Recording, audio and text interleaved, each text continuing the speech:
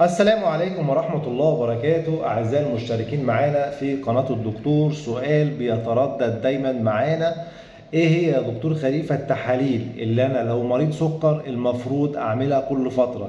إزاي أتابع نفسي كل فترة؟ الموضوع بسيط جدا يا جماعة. المفروض كل 3 شهور بنعمل تحليل سكر تراكمي، نشوف مستوى السكر في ال3 شهور ده عامل إيه، لان تحليل السكر التراكمي بيعرفنا احنا عاملين ايه في ال3 شهور، مظبطين سكرنا مش مظبطين سكرنا، غير تحليل السكر العشوائي اللي احنا بنعمله في لحظتها. ده اول تحليل المفروض بنعمله كل 3 شهور.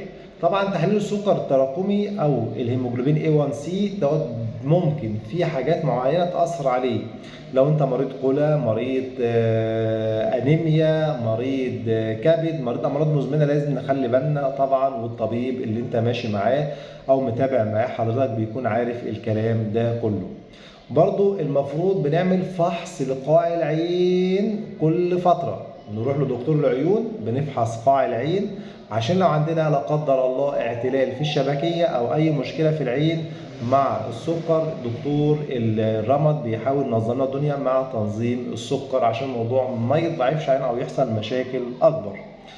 برضو المفروض كمريض سكر كل فترة بنعمل تحليل، خصوصا مرضى السكر اللي هم النوع الأول اللي هم الأطفال، يعملوا تحليل الغدة الدرقية، بحيث لو في أي مشكلة في الغدة عشان الأمراض المناعية والكلام ده كله نعالجها بدري بدري ونشوف الدنيا عاملة إيه معاه.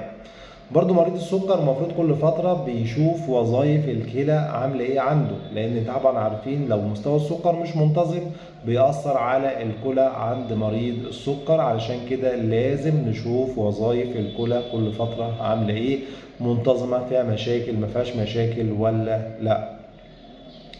فاحنا كما لو يعني السؤال اللي بيتردد دايما ان مريض السكر لازم يتابع مع الطبيب المختص ويشوف تحاليله منتظمه ولا لا، ويشوف دنيته عامله ايه دايما مع الدكتور بتاعه.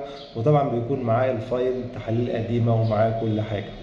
ودي كانت معلومة بسيطة حبيت أعرفها لكم النهاردة وإحنا صايمين في رمضان، وكل سنة وأنتم طيبين، ورمضان كريم علينا وعليكم إن شاء الله. والسلام عليكم ورحمة الله وبركاته.